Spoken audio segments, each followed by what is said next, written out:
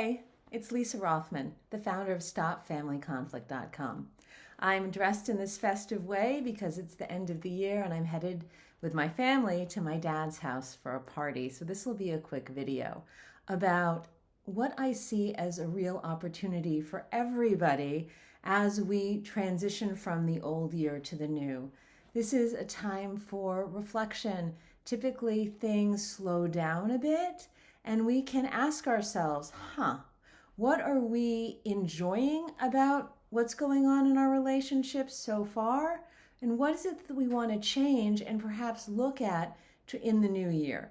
This is not a video about new year, new you, make it all perfect, not at all.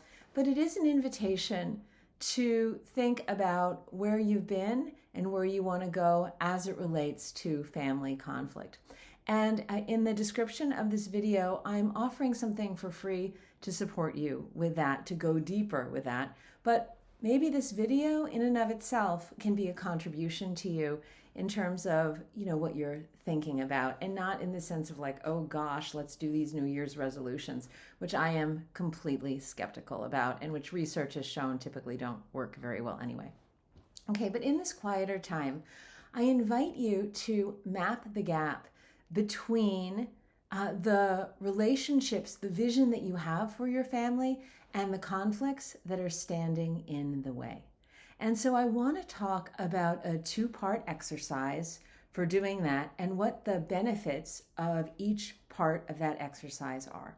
So, and this is how I typically start whenever I'm working with a new family. After they tell me, I ask them to inventory the conflicts that they're dealing with. I then ask them to answer these questions. What do they want for themselves in the relationship with various family members? And what do they want for various family members? And what this does is you answer these questions is it offers like a North Star, a way to move towards, a way to check if, as you think about the conflicts you're dealing with, if the strategies that you are currently using to address those conflicts is moving you, do you think it's moving you in the direction of what that vision is in terms of what you want for that relationship and for yourself in that relationship and what you want for the other person? And some discoveries that people have made in the past, I use this example in one of the workshops that I teach. A mother was really eager to have her child, who was a teenager, be able to have a sense that she really wanted peace of mind that her teenager was going to be making good choices for himself and that he would know what a good choice was. And so as we looked at the conflict, that one of the conflicts that they were experiencing, or actually many of the conflicts they were experiencing, she was being very directive about what she wanted him to do. And she, in fact, had an incentive system worked out where if he did the things that she wanted him to do in the way that she wanted him to do them, then he got a reward. And if he didn't, that reward was withheld. And so since what she wanted for him was that he would actually be able to be making decisions for himself, finding his own intrinsic motivation, she realized after doing this part of the exercise, she realized that the strategies that she was using were actually getting in the way of the outcome that she most wanted to have. So this is the value of doing this kind of exercise for yourself, thinking about, okay, what do I want for myself in this relationship and what do I want for the other person? Okay. Then we come to the second part of the exercise, which is what do we think the other person wants in their relationship with us, and what is it that they want for themselves? And this can be huge revelations for people. So often I hear people say, I have never thought about what the other person is wanting for themselves or what they want in the relationship for me. So even just that beginning piece of shifting in and seeing the world through the other person's eyes, what that yielded with one parent that I was working with who was very frustrated because when her daughter, who was I think 10 or 11, was coming home from school, all her daughter wanted to do was chill out or go, be in some kind of conversation, be, in connection with friends, but really mostly just chill out. She realized, oh, wow. And the mom was frustrated because she wanted her daughter to prepare her food for the next day. She wanted her daughter to get right to doing the homework that, they had. And as she thought about what her daughter wanted for herself and in relationship to the mom, she wanted to have a sense of being loved.